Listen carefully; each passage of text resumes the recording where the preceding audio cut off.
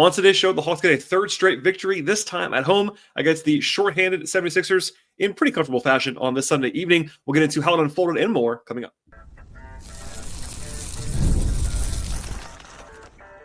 You are Locked On Hawks, your daily Atlanta Hawks podcast. Part of the Locked On Podcast Network. Your team every day.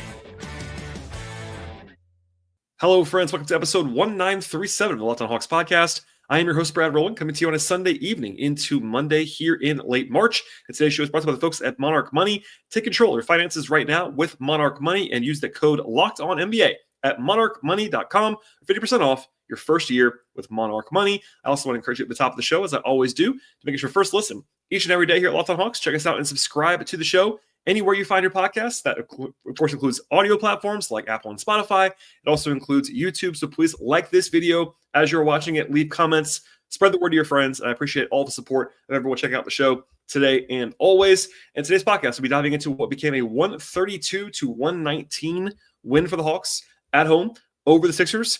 And basically the zombie Sixers at this point in time, which is at least worth keeping in mind. But a third straight win for Atlanta. They've now won 7 of the last 9, have the Hawks, and they're 35-36 in the season. And obviously that's not incredible, but certainly in pretty good shape compared with where they were just a few weeks ago after a very nice start to the month of March.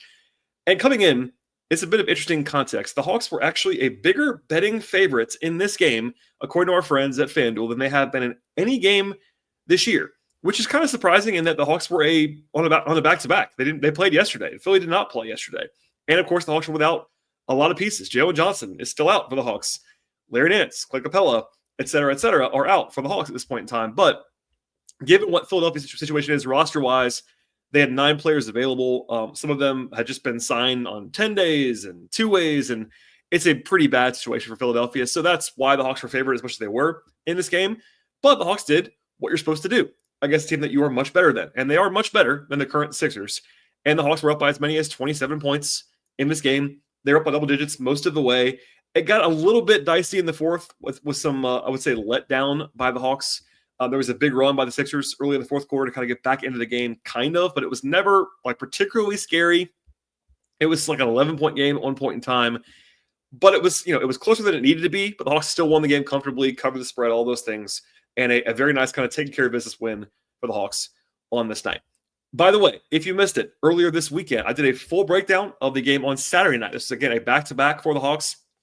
It beat Golden State on Saturday. I did a podcast after that game, another really good win for the Hawks. And check that one out and subscribe to the podcast. If you missed anything before that, it was the NBA draft conversation that I had in 2 parts with Ben Pfeiffer. It's been very busy on the show. It will be very busy all year round, but especially right now until the Hawks are eliminated at some point later this spring/summer. So anyway, we'll dive in now to what the actual kind of, takeaways from this game were beyond just a taking care of business win for the Hawks. They were very, very productive and efficient offensively in this one.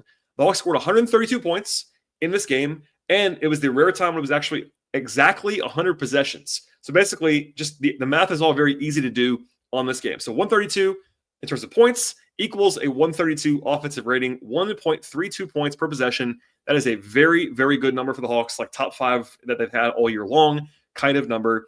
And they shot the ball incredibly well in this game. They were 62% on 2s, 46% from 3, and 86% at the line. And you can't ask for better than that, basically. They had a 68.3% true shooting mark in this game. That is their second highest of the entire season here in game 71. So that tells you all you need to know. And again, yes, Philadelphia's defense was not particularly good. They're not a good team right now, but the Hawks still had to make the shots, and they did that. It was a combination of both creating good shots and also making good shots. I asked Quinn Snyder post-game about the offense, and he kind of mentioned the shot quality they've been getting all year long, which I've been saying all year long. Some of the more advanced shot quality metrics really like the Hawks. But early in the year, they were not making a lot of shots. Lately, they've made more of those.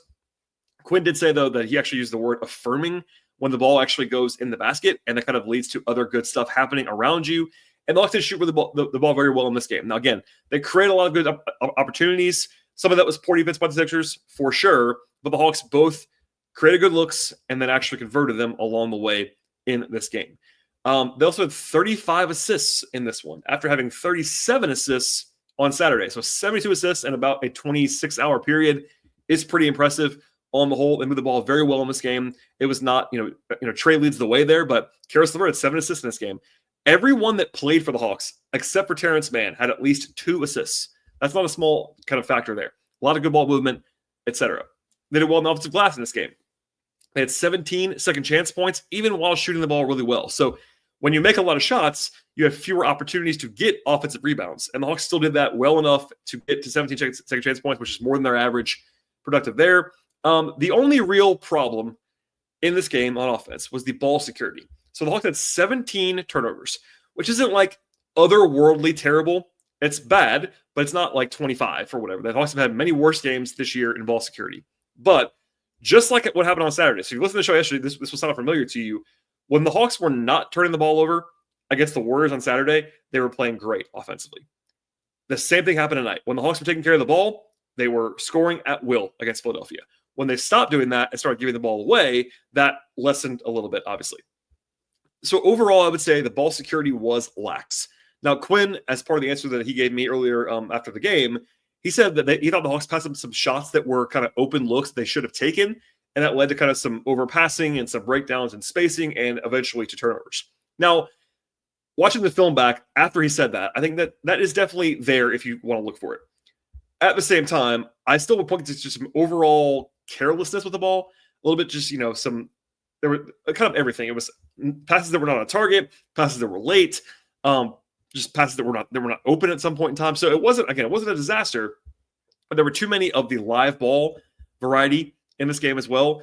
Philly had 8 steals, but more importantly, they combined actually to generate 27 points off of Atlanta's 17 turnovers in this game, which led to a little bit of diciness. So anyway, that's the only thing the Hawks did not do well offensively in this game. Everything else, from shot making to free throw creation and accuracy to offensive rebounding, all good, just some ball security issues, but they had great balance in this game. All 10 players who appeared for the Hawks had at least 5 points, which is not everything, but certainly helps.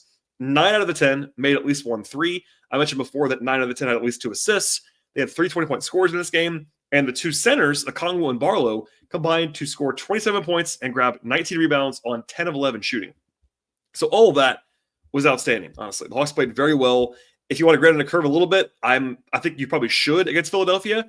And I'm not saying the Hawks were just perfect in this game because they weren't. But even when you kind of subtract a little bit of the effectiveness because of the opponent, they were more than good enough offensively. They were very good, very efficient. And even with the hiccups in the fourth quarter, they were productive. Now, defensively, they were not particularly good in this game. I thought it was a mixed bag. They had a 119 defensive rating. That's not good against anyone. I thought they were very fortunate at times to be playing Philly, candidly, defensively. But the numbers were pretty good for 3 quarters, I have to say. And then they allowed more than 1.4 points per possession in the fourth. A lot of that was fouling, honestly. And they fouled a lot in this game. I think way too much in this game. The Sixers took 37 free throw attempts. Quinn, kind of unprompted, led with that post-game about the lack of discipline. That's actually the way he phrased it defensively at times in this game, which I would agree with, having watched the film back. That's way too many free throw attempts. The bench units, in particular, the Krejci, Mann, Niang bench group fouled a lot in this game. For whatever reason, that was hurtful defensively at times. They also allowed 13 offensive rebounds to the Sixers in this game. So it was not a buttoned up defensive effort the entire way. But again, the numbers were actually totally fine through 3 quarters. And if you want to blame the offense a little bit for the defense in the fourth quarter, I wouldn't pick on that necessarily. But I thought the Hawks were just okay to even below average defensively when you account for opponent, situation, numbers, etc. They did, though, create 21 points on turnovers, which is very good, and they had 11 steals. Of course, 5 of those came from Dyson Daniels, who is the best in the world at that particular skill.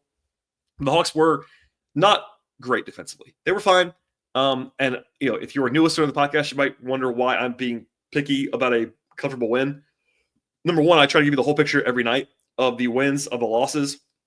If a loss is not a good loss, I will tell you that. If the loss is more understandable, I'll tell you that too. And when you win, it's not always sunshine and rainbows. And again, the Sixers team, really bad. If the Hawks had lost this game, and then, by the way, they were never really in danger of doing that. But if they had, it would have been an utter disaster. At the same time, the Hawks did play well enough to be up 27 points in the second half. And if you stopped the game there, it would have been like an A-level grade. The game didn't stop there. The rest of the game happened, and I think the Hawks, if I was grading this performance, was probably more like a B. And that's fine. You won the game comfortably. You held serve, and you got to win. They're third in a row, 7 of the last 9, and they're playing very good basketball, I would say, on the whole right now, even with some of the limitations, roster-wise, obviously without Jalen, but even without your backup centers, all those things, and putting it all together in a stew. The Hawks are having some good success recently. And by the way, they're now 2 games up on the Magic again as of Sunday evening in the Southeast, which also translates to the 7th seed in the Eastern Conference. All right, more to get to in this game, as I always do on the podcast, with my more granular observations and takeaways and notes throughout the game. And at the end of the podcast, my player-by-player evaluations. First, though, we're from our partners on the show.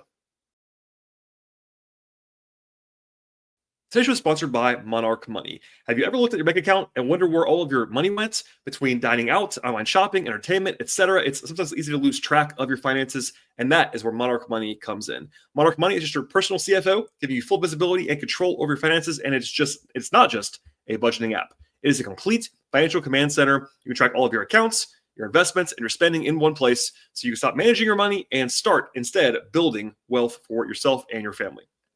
When I started using Monarch, I realized how much money I was spending on food every week, just for one example, and now I budget smarter and save more money in the process. Instead of juggling multiple apps for the same things, you can actually use Monarch to check your finances, track your spending, and even plan your long-term goals all in one place. And you can manage money in conjunction with your partner as well. If you want to do that, you can actually be smoother than ever in this process with Monarch Money. You can track shared and personal accounts, set goals, and stay on the same page without all of the stress.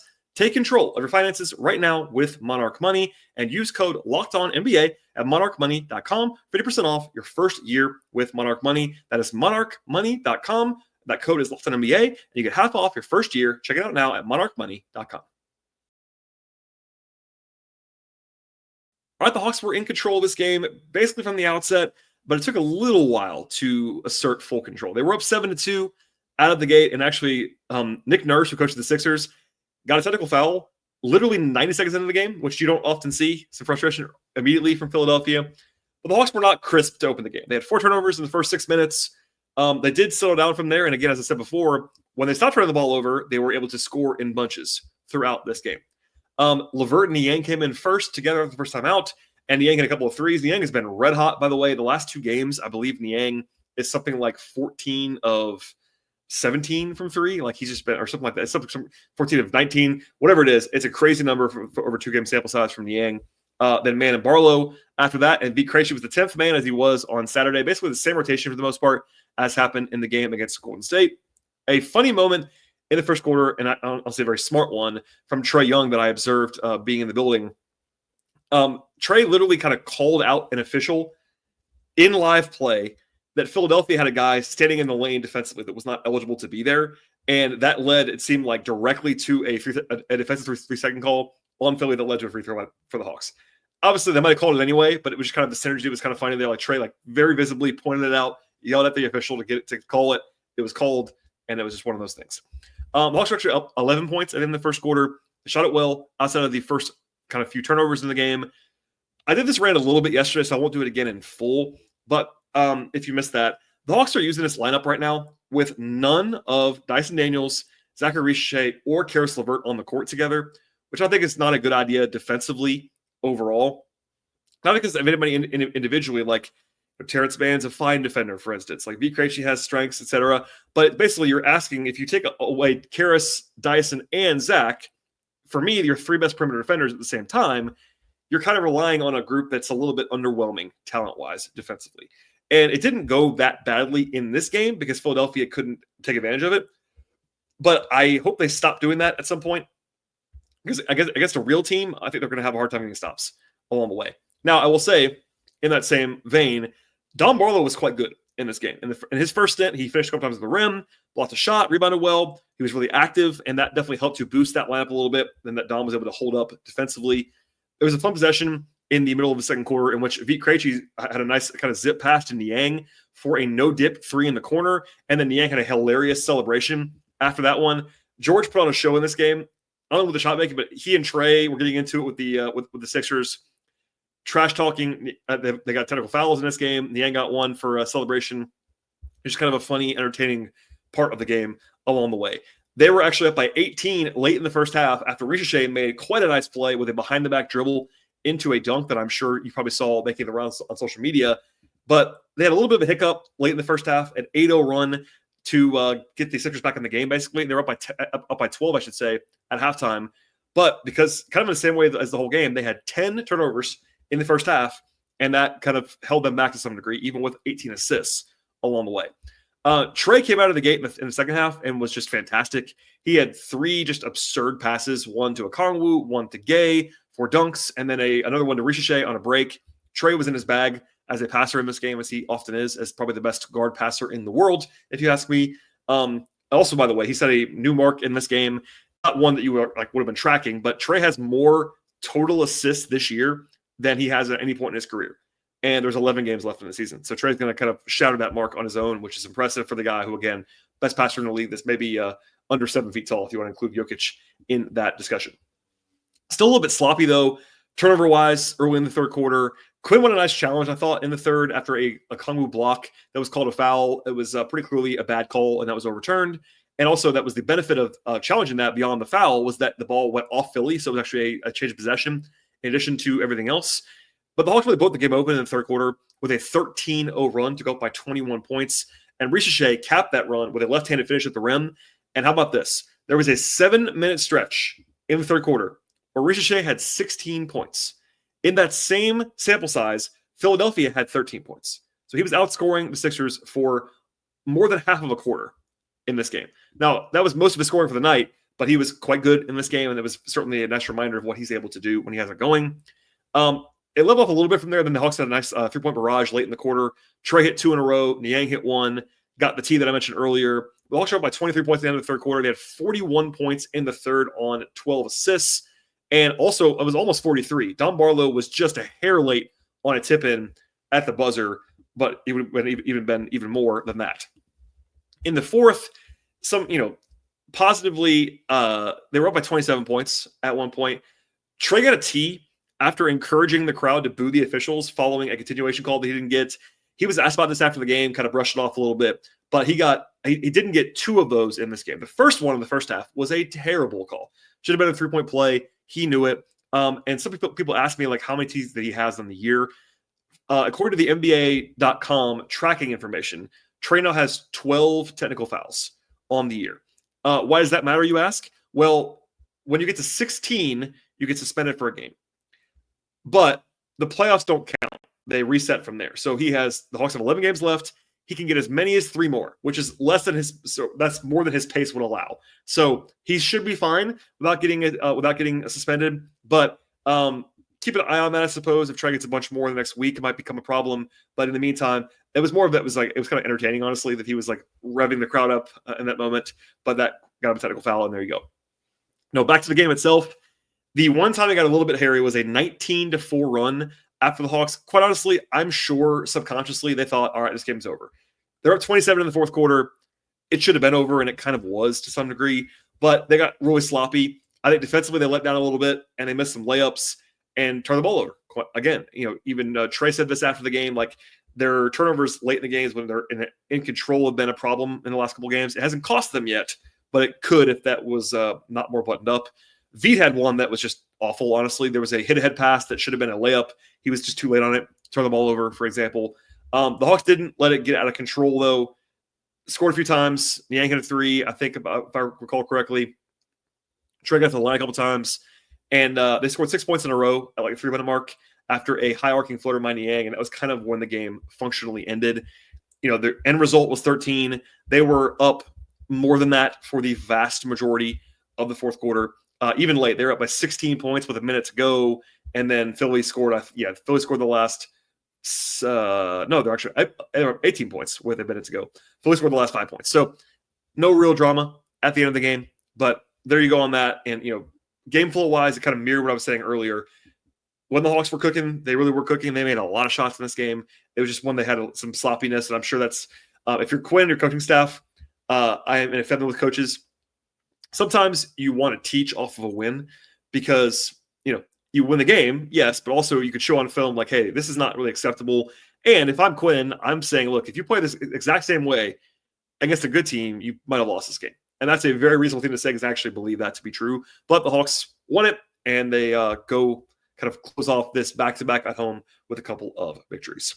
All right, more to come in a second when it comes to player-by-player evaluations, including some crazy Dyson Daniels numbers and more. It's coming up in just one moment.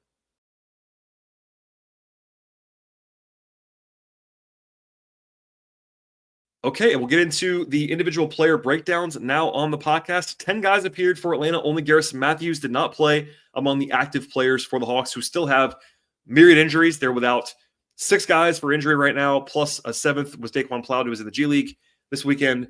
But Vit Krejci played the least, 16 minutes for Vit off the bench, 5 points, 3 assists, 2 rebounds. He actually was minus 10 in a comfortable win for the Hawks. Not all on him. I have not loved Vit's defense recently, however. I think last year we saw at the end of the season, Vit took a big step forward defensively, was more active. I don't know if he's still recovering from the back injury, the lumbar fracture he had, which I'm sure was in great pain, but he's not been super dialed defensively or physical defensively in recent days. Passing-wise, still had some good passes, but also had a bad turnover at one point in time. I thought Vit was fine. It's just defensively he was a little bit less than I would have wanted, and also had 4 fouls. He was part of the foul brigade that happened in this game.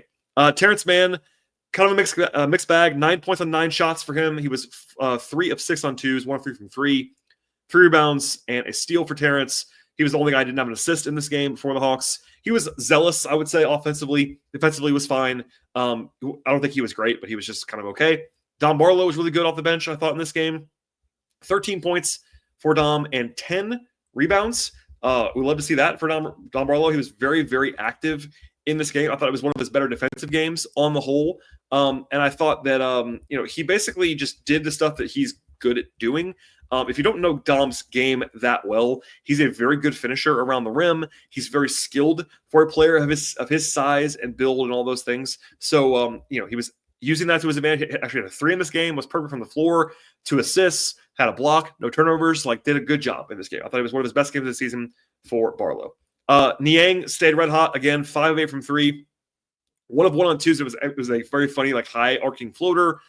20 points in 24 minutes. Did foul out of the game, which is actually crazy in the little time that he played. But I thought Niang was obviously hugely valuable. When he makes shots, he's a huge, huge kind of outlet for the Hawks offensively to open things up, both with himself and with the gravity that he provides as a shooter that you have to guard. Deep on the floor. Karis LeVert, not his best work offensively as far as a shooting efficiency game. He was the only guy, and I do mean that, the only guy who had a really bad shooting night. Dyson wasn't great either, but I think Karis was a little bit looser efficiency-wise, but still had 7 assists, 7 points, 2 of 6 on 2s, 1 of 5 from 3, missed a free throw, but I thought defensively was good in this game, and that was totally fine. To the starters.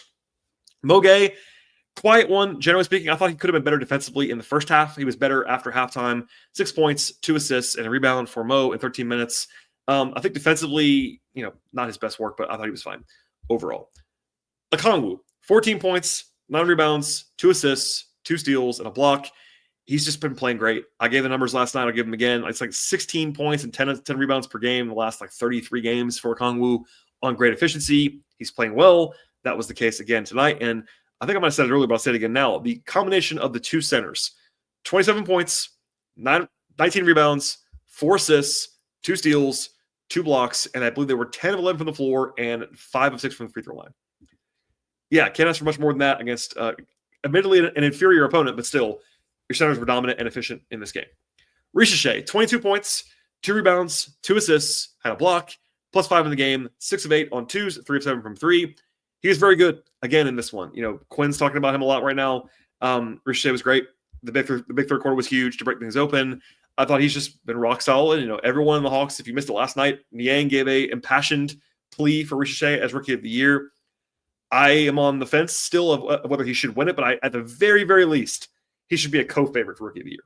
I don't think that he is in the betting market right now at FanDuel, but he should be much higher, and he's been playing great in recent days. Dyson Daniels, 8 points, 5 rebounds, 3 assists. Not his best offensive game in the world, but here's some crazy numbers for you on a Sunday night podcast. He had 5 steals in this game. Obviously, that's fantastic, right? And, I've seen this every once in a while this year. It's he's just a steals merchant.